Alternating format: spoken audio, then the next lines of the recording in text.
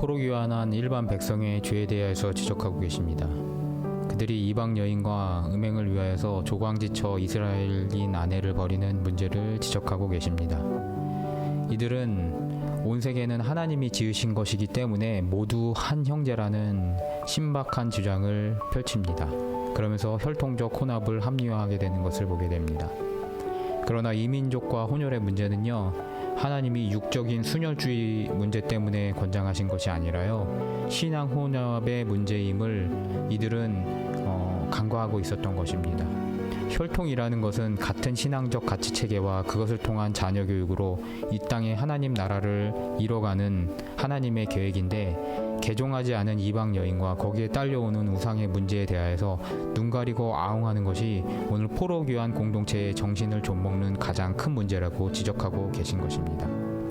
이들의 문제는요, 하나님을 제대로 섬기지 않고 믿는 신용만 하고 그것으로 인하여서 돌아온 땅에서 축복을 받지 못하는 악순환, 그것을 해결하기 위하여서 종교 혼합의 길로 나가는 것을 서슴지 않은 것이었습니다. 이방 여인들을 집안으로 들임으로 말미암아 여호와 신앙뿐만 아니라 이방 신앙을 동시에 섬김으로 말미암아 양쪽의 도움을 받으려는, 그리고 저주를 받는 악순환의 악순환을 거듭하는 행위였다라는 것입니다. 신약 이후로 우리는 복음과 관련된 민족적 혈통주의는 우리 안에서 더 이상 무의미해졌습니다. 그렇지만 하나님 나라의 백성으로서 영적인 의미의 혈통은요, 없어지지 않고 계승된다는 것을 우리 그리스도인들 신자들은 잊지 말아야 할 것입니다. 마치 레위인을 위한 구약의 11조는 없어졌지만요, 하나님께서 우리의 생명을 살려주신 것에 대한 생명의 속전의 정신은 남아있고요, 11조 정신에 따라서 우리 시대의 객과 고아와 과부와 레위인을 구제하는 정신은 아직도 남아있어야 하기 때문입니다. 그러므로 신약의 성도들은요, 생명의 속전보다 더 위대한 너희 몸을 산제사로 드려야 하긴 하지만 육적인 한계 때문에 구제도 중에서 11조라는 최소한의 제도를 그대로 이용하는 것과 마찬가지의 원리라는 것입니다. 그러므로 우리 자녀들이 하나님 나라 안에서 묶여진 형제 자매와 함께 언약적 관계를 유지하면서 하나님 나라의 울타리를 더 견고케 하는 것은 오늘날 신앙 속에서도, 오늘날 우리의 환경 속에도 여전히 유효하다는 것을 잊지 말아야 한다는 것입니다. 우리 자녀의 결혼을 위하여서 우리는 항상 기도하고 보살펴야 합니다.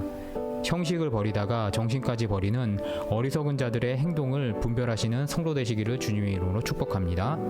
두 번째로요, 성경의 결혼은요, 성적인 체험과 쾌락의 목적을 넘어선다는 데 더 큰 의미를 가지고 있습니다. 하나님과 그 백성의 언약적인 관계를요, 남편과 아내의 결혼 관계로 설명하시기 때문입니다.